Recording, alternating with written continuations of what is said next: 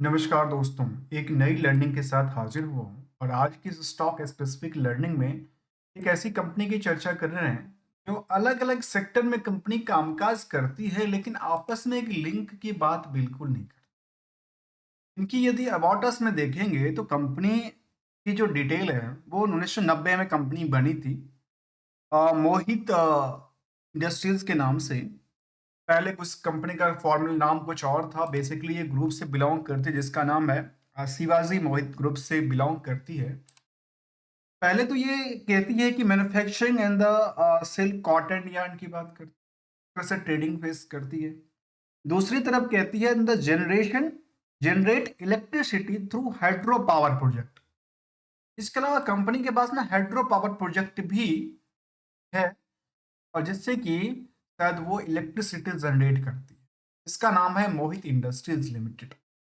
एक चीज को हमेशा ध्यान रखना है, इसमें कंफ्यूजन आती है। एक मोहित इंडस्ट्रीज है, एक मोहित की स्पेलिंग में ई लगा हुआ है जिसका कामकाज है हाइड्रो पावर और कॉटन यार्न को लेकर। चर्चा करने के पीछे वजह क्या है, उसमें देखा गया कि पिछले कुछ दिनों से मार्केट एक ही रेंज में ट्रेड करती हुई नजर आई थी, जिसको कहते हैं रेजिस्टेंस और सपोर्ट के आसपास ट्रेड कर रही है। लेकिन लास्ट कुछ ट्रेडिंग सेशन के दौरान की बात करें, खास करके पिछले 5-7 दिनों की बात करें, तो लगातार 5-5% की सर्किट से 5%, 10% के सर्किट से कारोबार करती हुई नजर आती और लास्ट 5 दिनों में 27% की वृद्धि दर्ज करती है स्टॉक प्राइस को। क्या इनके पीछे कुछ कारण ये है कि इनके पास बिजनेस में ऐसा डेवलपमेंट हो, या स्टॉक मार्केट डिमांड सप्लाई को बढ़ावा घटा करके स्टॉक की प्राइस को बढ़ाया गया, या कुछ और इफेक्ट की बात करती है। सबसे पहले देखा जाए तो बुक वैल्यू कहता है करीब 55 रुपए का। इंटरेंसिक वैल्यू उससे भी कम है जो कि 32 रुपए के आसपास कहती है। और इंडस्ट्रियल की बाकी कंपनियों के कंपैरिजन इसका पी रेशियोज काफी ज्यादा कहती है। इसका मतलब ये ओवर वेटेज है। अब सवाल आता है कि इनका इंडस्ट्रियल का पी किस इंडस्ट्री से बिलोंग करती है। क्या ये कॉटन या टेक्सटाइल इंडस्ट्री बिलोंग करती है, या ये इलेक्ट्रिसिटी जनरेशन से बिलोंग करती है। तो यदि इसको हम इनमें देखें पीयर्स के कंपेरिजन तो ये कहते हैं कि ट्रेडेंट्स वर्धमान टेक्सटाइल, मतलब टेक्सटाइल इंडस्ट्री से इसको कंपेयर किया जा रहा। लेकिन इसके लिए जैसे हम एनएससी वो सॉरी बीएससी पे जाते हैं तो सबसे पहले निगल के आती है कंपनी में भाई कंप्लायंस का इशू है।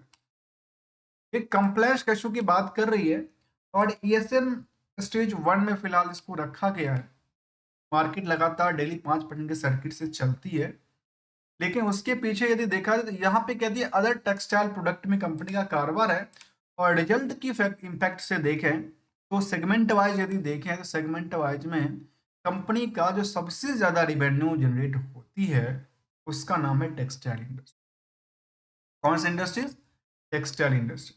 अर्थात उसको कंपेयर ठीक ठाक किया गया है, टेक्सटाइल इंडस्ट्री से कंपेयर किया गया तो समझ में आया कि 307 लाख का इन बिलियंस में दिखा गया, जो कि क्या है, टेक्सटाइल इंडस्ट्री से रिवेन्यू जनरेट होती है। अब सवाल आती है, चलिए इनके अकॉर्डिंग यहाँ पे मार्केट में डिमांड ज्यादा है इनको लेकर, तो क्या ये जो दूसरी सेक्टर है टेक्सटाइल इंडस्ट्रीज को छोड़ करके क्या वहां पे उनकी ग्रोथ लेवल बनाने वाली है? इनकी वेबसाइट्स में यदि हम देखें तो कहती है इनके पास पावर प्रोजेक्ट है। अब पावर प्रोजेक्ट में इनके पास क्या क्या प्रोजेक्ट है, कहते हैं जो Ambai hydro power project Maharashtra में अंदर 3.5 मेगावाट की इनके पास पावर प्रोजेक्ट है। इसके अलावा इनके पास एक और प्रोजेक्ट है जो कि महाराष्ट्र के अंदर ही आती है। तो बेसिकली इनके पास दो पावर प्रोजेक्ट की बात करती है और बाकी जो चीज़ें हैं वो इनका टेक्सटाइल इंडस्ट्री से बिलोंग करती है, जिसमें इनके पास एक महाराष्ट्र के अंदर ही फैक्ट्रीज हैं जो कि इनकी कैपेसिटी की बात करती है।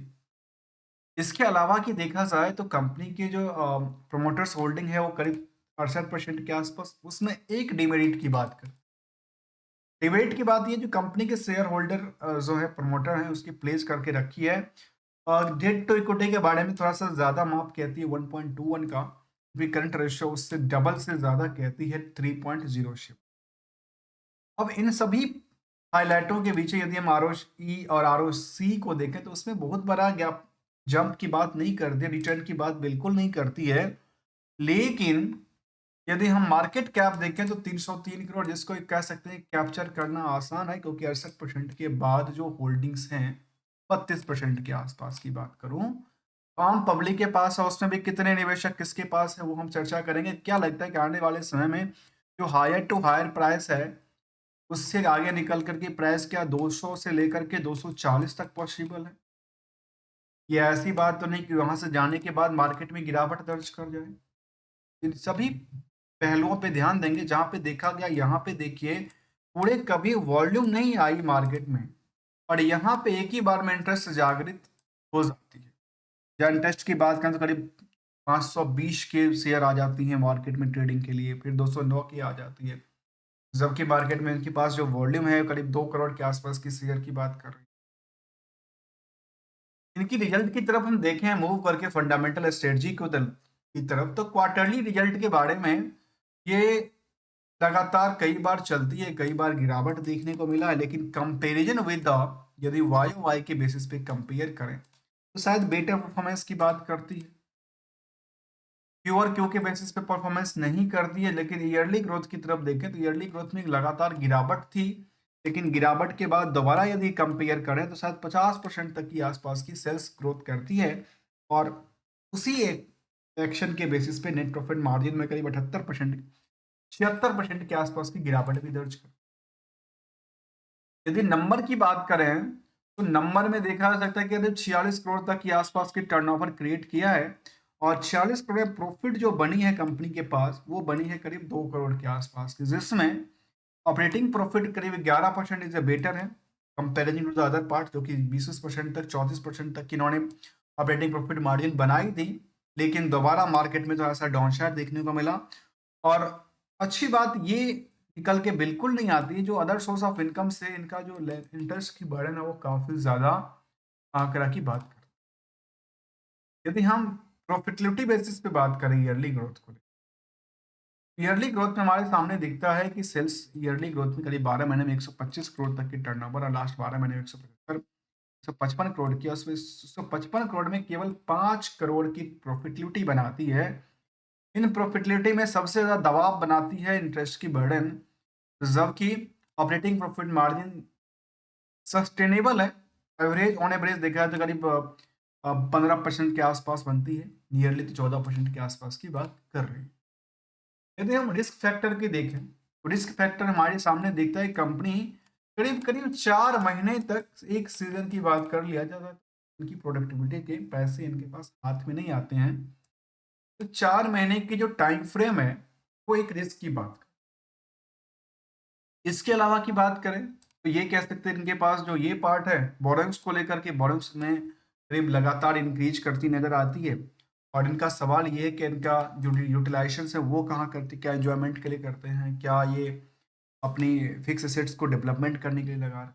ऐसा कोई डेटा देखने को नजर नहीं आई। केवल रिसीवर्स की तरफ देखा तो 39 करोड़ के आसपास की बात कहती है, और 39 करोड़ की जो पैसा है वो 4 महीने में आते हैं, और 39 करोड़ की यदि हम उन इम्पैक्ट से देखें तो 39 करोड़ के हिसाब से 125 करोड़ के टोटल सेल्स में 39 करोड़ का उधार था, और 2 करोड़ टोटल प्रॉफिट बनाते हैं, जिसमें से इनके पास 3 करोड़ तो अदर सोर्स ऑफ इनकम भी इंक्लूडेड है, अर्थात इनके पास इनके खुद की कारोबार से अदर सोर्स को काट दिया जाए तो उतनी पैसे क्रिएट नहीं कर पाते हैं, लेकिन इनकी नेट प्रॉफिट मार्जिन काफी हद तक कम की बात करती है। यदि हम स्टैंडअलोन डेटा की नेट प्रॉफिट मार्जिन के देखें तो शायद 1%, 1.25% के आसपास ही दिखती है, जहां पे operating profit margin compare to पिछले पीरियड से काफी बेटर परफॉर्मेंस करती हुई नजर आती है।